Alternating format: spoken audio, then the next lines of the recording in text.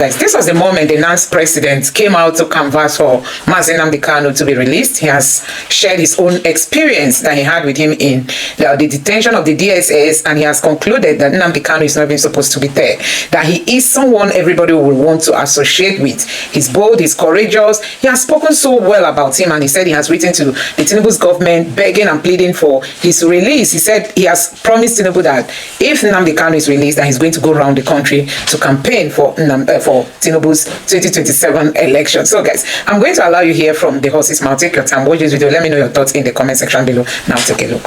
In the course of all this struggle, you ended up in detention. What was the experience like? And would you also like to go back to that kind of environment again? Well, it was a wonderful experience because it afforded me the opportunity of meeting somebody that is dear to my heart now. That's Nnamdi Kanu. Really? I was detained, and the first day I was brought out, I saw him. I was shocked. So I now went close to him. I said, I am Comrade Atiku Isa. I wanted to introduce myself. I said, no, I know you. So he started telling me about what happened. So I became shocked. Then he told me that be strong. That was how I continued discussion with him for about 2 months. So Nnamdi Kanu is somebody I know very well, because if you stay with somebody on a daily basis and you are discussing with the person on a daily basis for about 2 months, because in detention you don't have anything to do. You only sit down at a particular spot, and you are with this person on a daily basis, and you are always discussing. So you should know the kind of person that he is. And let me tell you that people don't know that it was prior to my meeting with Nnamdi Kanu, I had thought that he was a wicked man who want to divide the country, because I am a patriotic Nigerian, and I don't want anything that will bring confusion in this country. So that was the mindset I had. But after meeting him, in the detention, I realized that the Fulanis, the Hausas, the Kanuris there are all loyal to him. You will be shocked that he has more supporters in the DSS facility than he has outside. Because if anywhere you live and you have more than 95% of the people who are supporting you. Before I met him, a Fulani guy told me, because he said, oh, if you see Nnamdi Kanu, he will like you because you can speak English. The guy does not understand English. We were always communicating in Hausa language, and in Arabic language. So he said he will like you because you can speak English, and he's a good man. If you have any problem, tell him, he will help you. So that is how they see Nnamdi Kanu. Everybody in that detention facility, they see him as their leader. So it's not about a leader agitating for the Igbo cause. He's a leader agitating for Nigerians, for the betterment of Nigerians. So that is the person Nnamdi Kanu is. So I have discussed with him severally. On a daily basis, he will tell me, Atiku will be strong. And along the line, now told me that, okay, I want you to play along so that they release you from here. I don't want you to continue to stay in detention. That was when I said, I'm ready to remain in detention. I said, no, this place is not good for you. Play along. Do whatever they want you to do. Get away from here and go and meet your family. I said, you are here. Say, don't worry. You go out. I don't want to see young men like you to be in detention. So that is the person we are talking about, that Nnamdi Kanu is. A very passionate leader with compassion, and he has the interest of especially the masses at heart. And I think the problem he has, which is not a problem, is that he's too courageous and fearless. And that is why, to me, he is still in detention. Courageous and fearless. All right, let's look at the issue of the government and Nnamdi Kanu. Some persons say that the government is using Nnamdi Kanu as a scapegoat to avoid addressing legitimate grievances. They argue that Showere, Iboho, the chairman of Meiti, Allah, all of them had issues at one time or the other. But government discontinued with that case and wondered, why is Nnamdi Kanu's case different? Yes, I agree with those who say that. And but I also want to say that this did not start with the administration of President Tinubu. He was arrested during the last administration, and because they don't want to address the real issues. This thing is very simple. Why? What do you think are the real issues? The real issues are the insecurity, marginalization, and inequality in the country. These are basically the real issues. Address these issues. What on this? Because I believe that President Tinubu is a listening president. Yes, and just like I said about Nnamdi Kanu being fearless and courageous, which has put him in detention, one of the things that though is not something that should be seen as a weakness, which the President Tinubu has, is that he's too loyal to his friends, and he always stands by his friends. So he will not want to do anything that will embarrass his predecessor. So for that reason, he's taking his time. But on this, I really want to appeal to the President and Commander-in-Chief that if the likes of Igboho, their cases will be discontinued. The chairman of Mieti Allah, their cases, Mieti Allah was arrested and detained in the same facility where Nnamdi Kanu was detained. I was there, so I know all of these things. For security reasons, I won't mention the places. I know they are very, if you close my eyes, I can take you to the detention facility where Nnamdi Kanu is currently, and where Mieti Allah chairman was before he was released. Don't forget, he was arrested. His boys were alleged to have stabbed a general. You see, his boys were alleged to have killed soldiers. I know all lives are equal, but the life of a military man should be seen as being special because they protect the lives of the of others.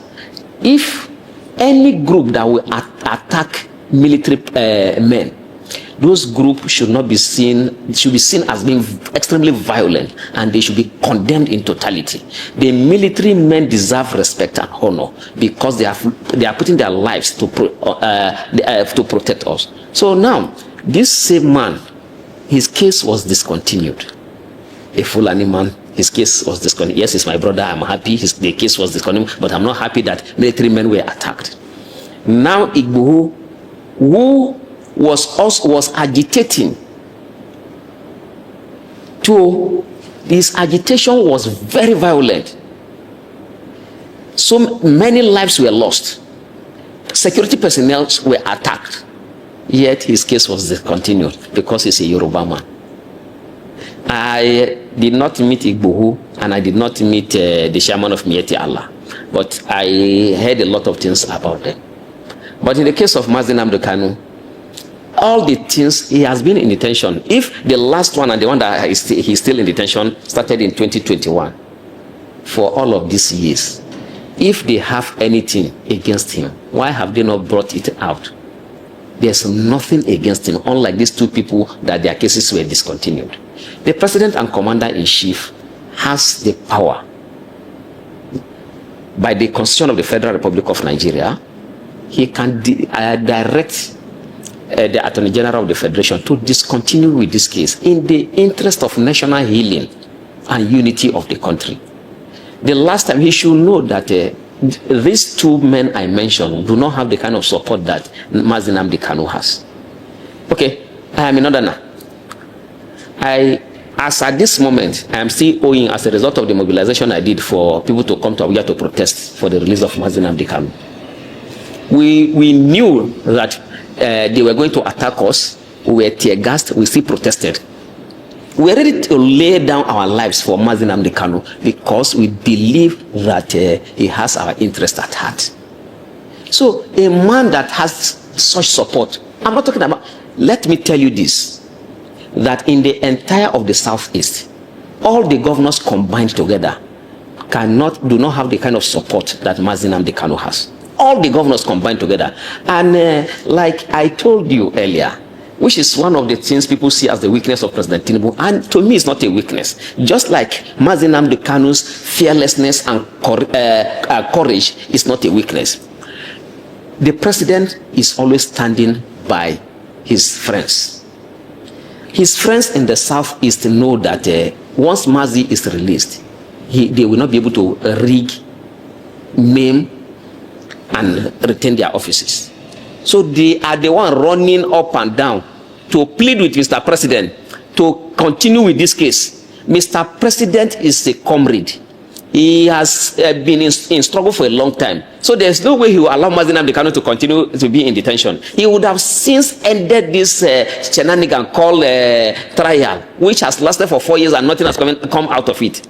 But because of these governors and some leaders, when we wanted to do the protest, I reached out to some senators from the southeast, some leaders from the southeast. Their responses made it clear to me that they were the ones behind the persecution for Nnamdi Kanu, because these people cannot win election.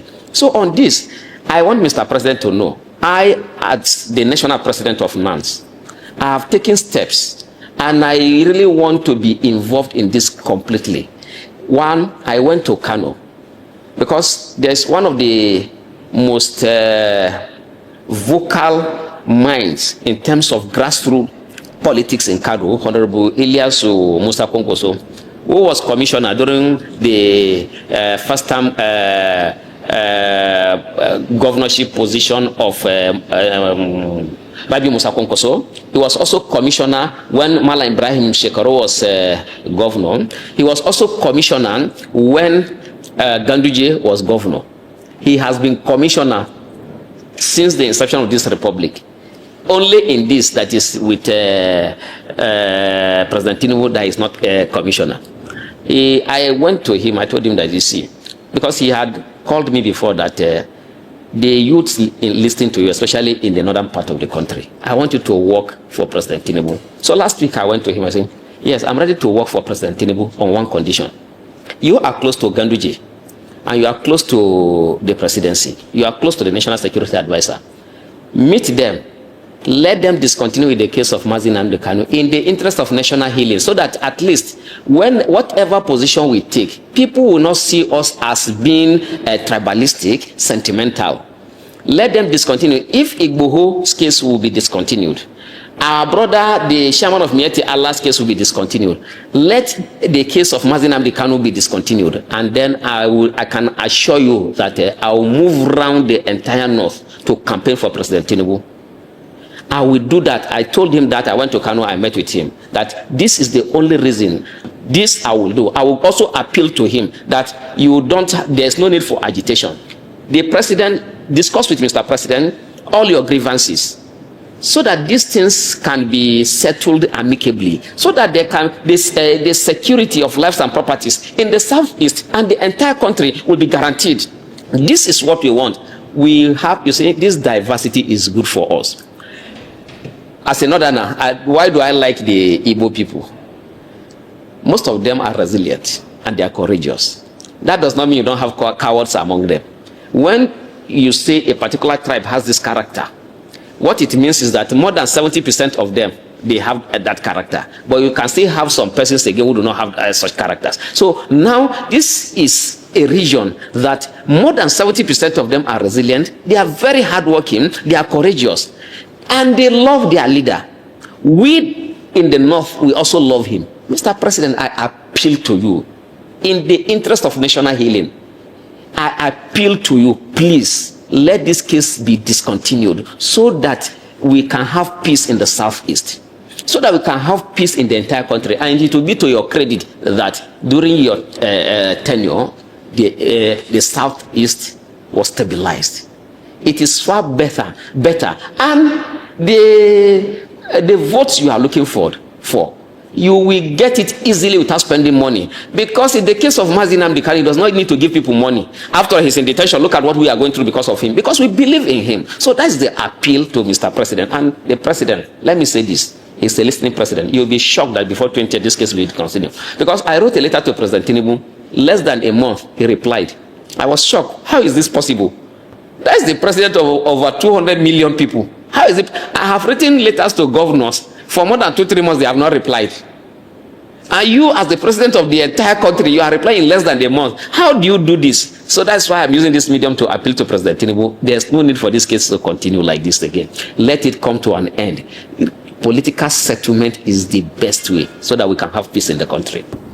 What do you say to those who argue that Kanu detention is illegal under international law, Some others say that he's a terrorist, and all kinds of allegations. What is the truth? Given the little you know about him, your interaction with him in the last 2 months while in detention, what do you think? I think by my little exposure and my stay in the north and in some other parts of the country where I have had cause to listen to persons who have directly or indirectly met with terrorists, I should know one when I see a terrorist. A terrorist will not be talking about peace. I was shocked when I met with Nnamdi Kanu. He was always emphasizing about peace and justice. So a terrorist will not want people to live peacefully. A terrorist, you see, there are some things I don't want to reveal because of the security implication. But because there are some persons in detention that anytime they have opportunity, because not all the time they bring you out, when they have opportunity to see Nnamdi Kanu, the Fulani girl that the first time I met her in that detention was when I saw her with Nnamdi Kanu. She had gone there to complain, to ask for favor. So I was shocked. Why is this? Yeah, because they don't usually allow that. That's one good thing about the DSS facility. They don't allow that at all. But the girl was to be taken out for medication. So she saw Nnamdi Kanu and quickly started talking to her because she doesn't speak English fluently, and there was a gap in communication. So I had to come in. I realized that she has more confidence in Nnamdi Kanu than even her own father, by the way she was talking. Mazi was consoling her that do this, do this. She said she was even complaining that she has stayed here for a long time. She doesn't want. She was talking about even committing suicide. Mazi was consoling her and telling her what to do. That's the kind of, if a terrorist will not bring, I'm talking about a Fulani lady, and they are virtually all tribes you find there. Everybody in the detention facility rallies around Nnamdi Kanu, and the way he was always speaking to me, a terrorist will not be talking like that. And okay, another thing again, on a Salah day, that Salah I spent in detention, the big Salah, I as a Muslim, I felt irritated. But even Mazi, he doesn't, he tolerates all of these things. Because on that Salah day, during the celebration, the Muslims usually shout, Allahu Akbar, Allahu Akbar, but they were shouting. So I was calling, you see, this detention facility, they are Muslims, they are Christians, they are others. Aside that, you don't have, it's not, even if they are all of us are Muslim, you don't have to shout and disturb others. At this particular time, some persons want to sleep. Some person wants to just sit down quietly. You cannot be shouting like this. But throughout, for the 3 days that happened during in the detention facility, he will not complain. Instead, those who want to come, because when people have problem, they run to him, not even to DSS officers who are supposed to take care of us. You tell them, no, it's just for a short period of time. Just be patient. When you live with people, you have to tolerate them. I was angry, but he was calming others down, because me, I was also telling those that were invited, I said, no, you don't have the right to shout. We are all here. Even if all of us are even Muslims, you don't shout. Some persons will want to sleep. But because I lead prayers in the detention facility also, but you know, some persons, most problems that we have in this country is as a result of ignorance. But they couldn't challenge me because they know that I am a Muslim, and I also one of their leaders, even in the detention facility, because I lead prayers. Then it was when I came that we started even doing the Friday Juma prayers. But I told them that if you want to worship God, you don't have to disturb another person. That any act of worship where another person will feel injured or another person's peace will be taken away, that is not an act of worship that will be rewarded. Now we don't have to raise our voices. In short, even when I do recitation, I bring my voice down so that it doesn't disturb others.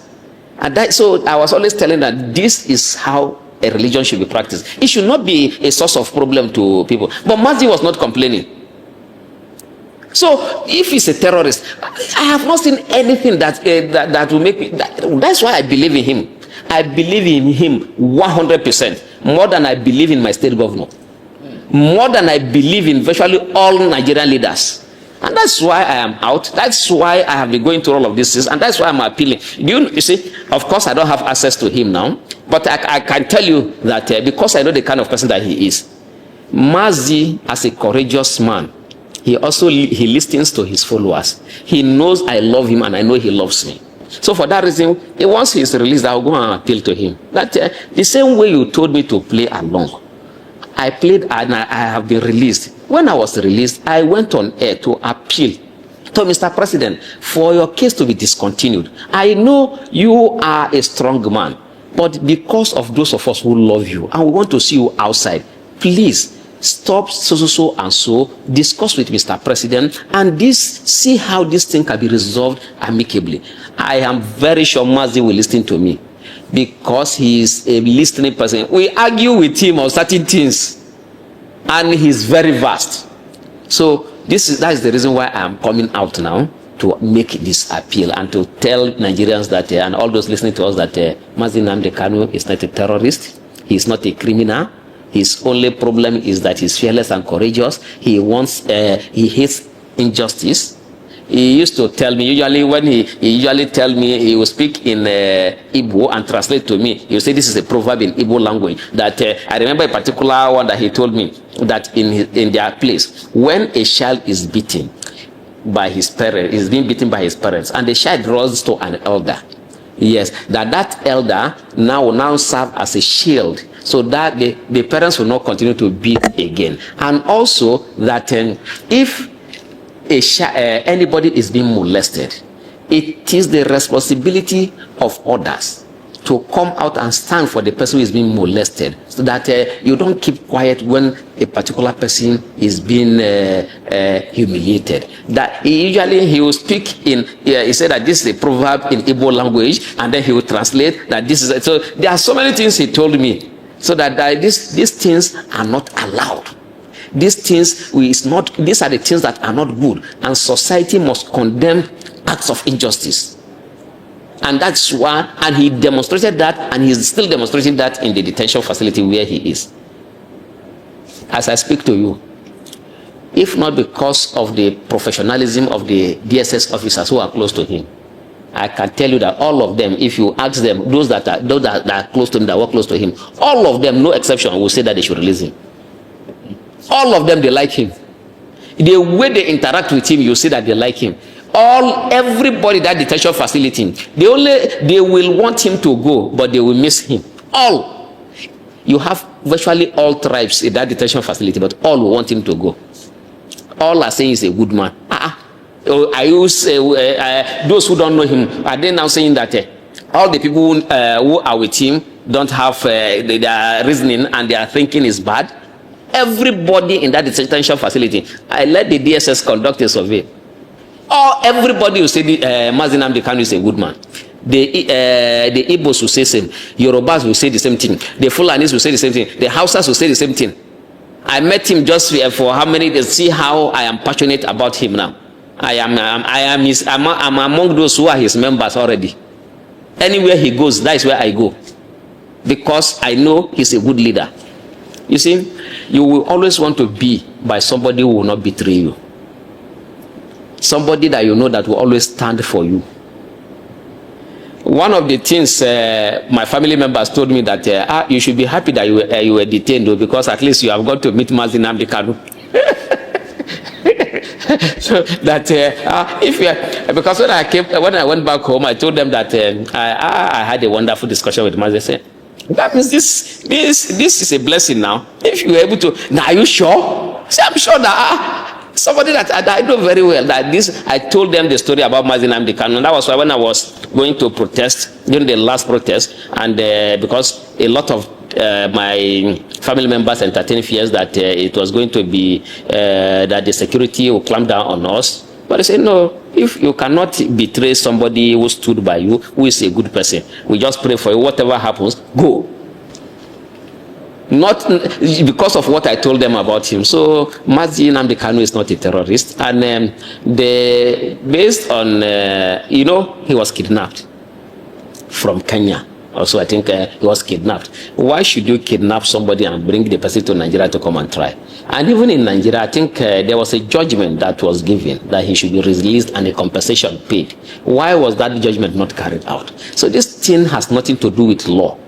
It is pure political witch hunt, and that's why we want Mr. President to just end this. Let me take you through some of the reactions from this video on the YouTube space. Let's see how some Nigerians are reacting to this. This person said, the first time I heard truth from a broadcast concerning the state of Nigeria. This person said, this country needs a president that favors all citizens. This person said, I'm speechless. And this person said, I love you, NANS President. Also, God bless you. And this person said, undiluted truth and nothing but the truth. They are people of good conscience in every tribe and race.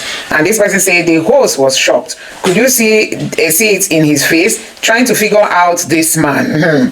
Trying to figure out this man. I love you. You are a definition of what a man should be. And this other person said, if the president is doing things to favor a friend, then he's problem to the country as a president. You can't favor someone because you just want to punish another man. Where they prison no fit they okay since. And this person said, thank you for speaking the truth. If all Muslims can be like you, Nigeria will be better place, will be a better place to be. God bless you. And this person said, may the Almighty God be with you for saying the truth. And this other person here said, may Almighty God be with you for speaking the truth.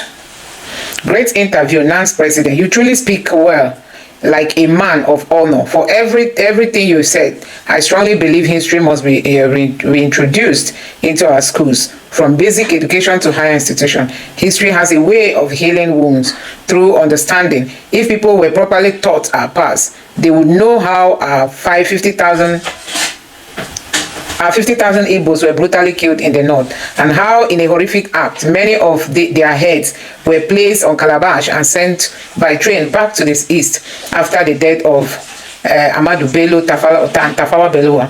If the painful truth were known, no one would ever gain firm comfort in hate. Please, as a student leader, push for the return of history education in our schools, because remembering our past is the only way we can build a future of peace, love, and unity. So guys, that is it for you.